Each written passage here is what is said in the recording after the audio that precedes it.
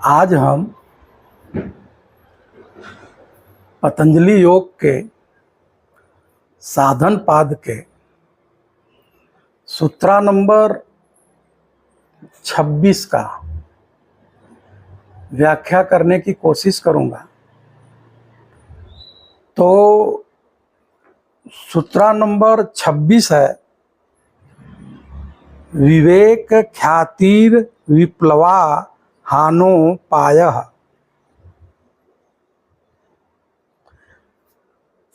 तो इसके पहले के सूत्र में, सूत्रा नंबर 25 में पतंजलि कह रहे हैं कि अविद्या के अभाव से संयोग का अभाव हो जाएगा, संयोग का अभाव होगा तो दुखों का अभाव होगा। जब दुखों का अभाव होगा तो कैवल्य की प्राप्ति हो जाएगी। लेकिन वहां पे पतंजलि कह रहे हैं कि विभेद करना है। अविद्या समाप्त कैसे होगा, यह प्रश्न उठता है वहां पे कि अविद्या का अभाव होगा कैसे। तो पतंजलि सूत्रा नंबर 26 में बता रहे हैं कि अविद्या का अभाव कैसे होगा। अपितु हम सूत्रा नंबर 25 में या और सारे सूत्रों में हमेशा होश की बात करते हैं, जागरूकता की बात करते हैं। तो सूत्रा नंबर 25 में भी हम बोले हैं कि होश जब होता है तो अविद्या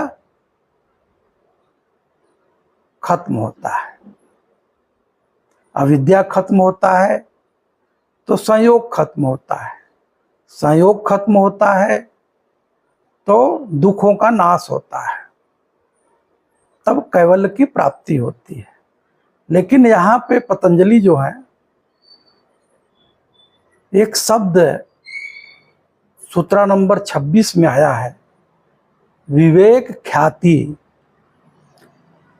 विवेक ख्यातिर विप्लवा। विवेक ख्याति, ख्याति का मतलब होता है ज्ञान। वो समाज में जो ख्याति प्राप्त बोला जाता है, प्रसिद्ध व्यक्ति, उसका यहाँ नहीं है, यहाँ ज्ञान से है। विप्लव मीन्स होता है कष्ट, विरोध, अशांति का होना, जीवन में कष्ट होना, अशांति होना, दुख होना, इसको कहते हैं विप्लव। अविप्लव का मतलब होता है जब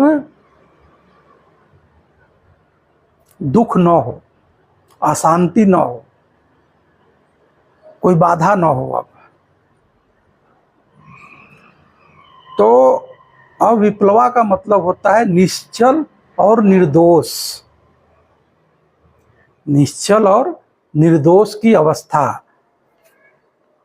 तो विवेक ज्ञान कैसा है? निश्चल और निर्दोष है। तो विवेक ज्ञान के उपस्थिति में क्या होता है? हानोपाय, हानोपाय मीन्स उक्त हान का उपाय है। दुख का जो दुख है उसका अभाव कैसे होगा, पूर्णतः कैसे समाप्त होगा, उसका पूर्णतः क्लेश कैसे समाप्त होगा, दुख कैसे समाप्त होगा। तो पतंजलि कह रहे हैं कि विवेक ख्याति के द्वारा, निश्चल और निर्दोष विवेक ख्याति के द्वारा, विवेक ज्ञान के उपस्थिति में जो है सारे दुखों का अंत हो जाता है, सारे क्लेश खत्म हो जाते हैं, सारे जो साइकिल चल रहा है सुख और दुख का, उससे मुक्त हो जाता है व्यक्ति। तो इसको करना कैसे है?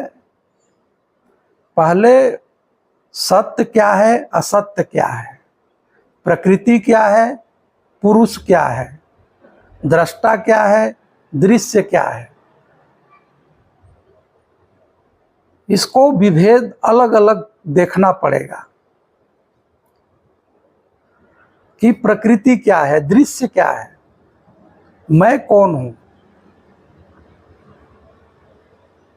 जो चीज बदल रहा है, जो चीज क्षणभंगुर है, जब आप यह जान जाते हैं कि यह मैं नहीं हूं, जो भी प्रकृति आप देख रहे हैं, जो भी दृश्य आप देख रहे हैं, वो आप नहीं हैं। ये सांख्य दर्शन का कंसेप्ट है, ये पतंजलि का कंसेप्ट है कि अगर आप मून देख रहे हो तो आप मून नहीं हो, क्योंकि दृष्टा दृश्य नहीं हो सकता, उसमें सेपरेशन होता है, लेकिन ऊर्जा का जोड़ होता है। फिर आप शरीर नहीं हो, आप संवेदना नहीं हो, आप ब्रीद नहीं हो, आप थॉट नहीं हो, आप इमोशन नहीं हो। आप ऐसे भी कह सकते हो कि आप प्रकृति नहीं हो, जो बाहर आप देख रहे हो दृश्य के रूप में। आप शरीर नहीं हो, आप इंद्रिय नहीं हो, आप मन नहीं हो। धीरे धीरे जब इसका अभ्यास आप करते हैं, जब साधक इसका अभ्यास करता है, तो उसमें अंतर दिखने लगता है कि मैं ये नहीं हूं, मैं ये नहीं हूं। लेकिन इससे पूरा काम चलने वाला नहीं है। कुछ हद तक आपको सफलता मिलेगी। जैसे, लेकिन पूरी सफलता कब मिलेगी? पतंजलि कर रहे हैं, पूरा जो कैवल्य की स्थिति है उसको प्राप्त करने के लिए विवेक, निर्दोष विवेक ज्ञान का, अविप्लवा, निर्दोष, शुद्ध, जब पूरा का पूरा आपको अनुभव हो जाता है, साधक को पूरी की पूरी तरह अनुभव हो जाता है कि नहीं, हम चैतन्य सत्ता हैं, हम पुरुष हैं, हम चेतन पुरुष हैं,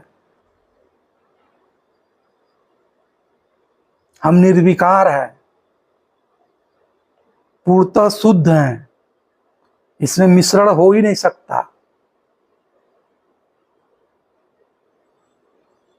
अब वो थ्योरेटिकल नहीं रह जाता, उसका पूरा स्किल बन जाता है, उसके एक एक सेल में यह अनुभव हो जाता है कि मैं चैतन्य सत्ता हूं।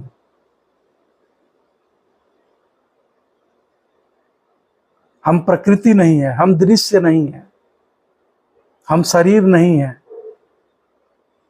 हम इंद्रिय नहीं है, हम मन नहीं है। ऐसा जब उसको अनुभव हो जाता है, इसी को ट्रांसफॉर्मेशन कहा जाता है, इसी को रूपांतरण कहा जाता है।